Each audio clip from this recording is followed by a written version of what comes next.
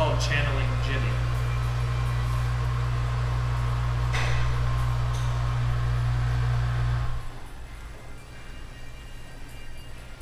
Does one research a subject before they are painted? Can another find every staggering step the master had tread before? Is it inevitable you distill the angst, bottling that rainy day in England to a single tear? Can you even propose to relate the elation he evoked from a single stroke? Likeness survive in tonal expressions to images draining down thinner, replication of intimate education from a time irretrievable. It is adaptation or expansion that is the form of flattery in a younger vessel, cut into living flesh, straining brows swaying with the waves of a heart, alive and streaming, channeling the dead spirit upon the patron's ear. They, all of those they, throw their gleeful dollars in the beaten guitar case. A young musician is tired as he just unshouldered, carried a heavy weight. It was an offering to the ideal of a man before him. The hymnals are in each of their hearts. The nighttime congregation holds for a moment, resting on the balls of their feet, as if they could somehow see better. For that which they hear and scarcely believe, for that moment, 36 years post-mortem, Jimmie was there.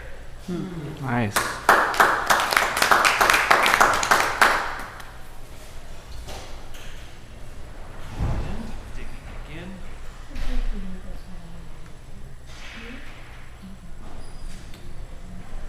I had started my Steve Cohen poem, but it is not ready, so I will not impose that upon you. Thank But yay. I know some of you Are not fans. are not fans, and some of us are. Generally those who stand up when they pee. You just said I'm just saying. Well, it's funny. Anyway, That's a sexist statement. Here we go. And I'm a sexist female. I have seen stuff on the But internet it's that in indicates reaction, to me. trust me, she wasn't born that way. Things to do at the Lima airport. Nice. It's best to see it at midnight. The security checkpoint greets you as soon as you arrive. A chance to reorganize your belongings and do your undressing exercises in Spanish. Visit the restroom attendant. His head never rises. He diligently swabs the broad tiled floor with a gray, sticky mop. The stammering flood of foot traffic desecrates his hard work. He is indifferent and pays us no mind. The staccato geysers of gushing in syncopation by the sinks spitting in bursts against the cawing of the automatic toilets, with the automatic assembly line of donors passing indifferently across.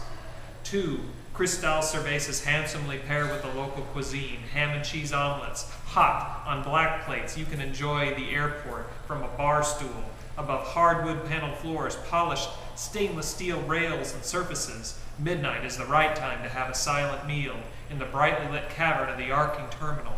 The young girls in tight orange skirts attend the duty-free stores. Echelons of liquor bottles stand in waiting. Those ladies feel your weariness as surely as they work through this night.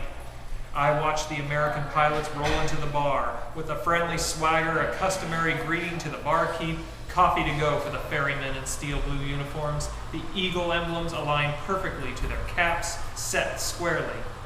Laying over, it's called this. This is the position I'd like to assume. Lay over, assume the position and sleep. No matter how foreign the port, Lima is proof that all airports are part of the worldwide chain of purgatories. Lima, the city, shines dimly in the distance, with its humid blanket of night resting comfortably on the beds of a sleeping metropolis. The splendor of green, ragged mountains is only a sign adorning the causeways between planes. Like a gallery for the rushing traveler, a transient observer only needs the view. Walk a little more slowly, so the darkness of night, as seen from the windows, doesn't steal the beauty from your mind as you both sit in this terminal together. The last quarter of battery life dwindles. Another pair of electric mahjong tiles disappear from the screen. The game is to burn away time. Listen to the muffled sounds of the next flight's calling to board. My love is resting her head on my shoulder as we slump together in the curved plastic petals of the seat rows, dreary in the dim observance, our wheeled suitcases arranged in a fortress about our feet. Lima is only a way station, My ears continue to swim among blurting sounds, no sight ever holding my attention. Another wet garble breaks from the speaker, just above the low din of human confluence. Nice. That's the way it is in everything. Mm-hmm. You got it.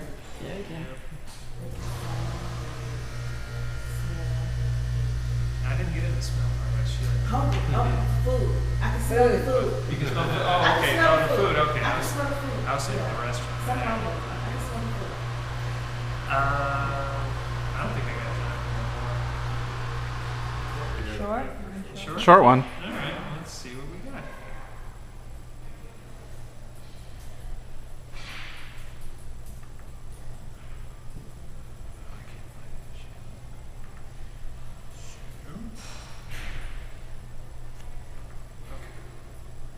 The morning light barely stirs you.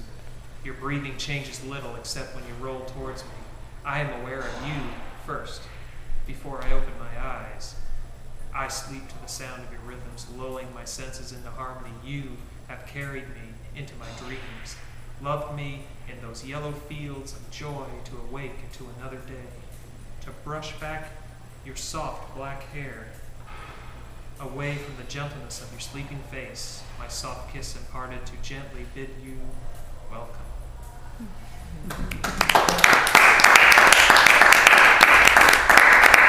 Okay, I want to thank our feature tonight, Peggy Dobreer. I want to thank our patrons for their patience and for putting up with the adverse circumstances, but I don't think it turned out quite so badly. Our feature will be Larry Coker next week, and we will be having it in the Rapp Saloon, unless otherwise notified. Excellent. Night. Have a great night, everyone, and we'll see you next week.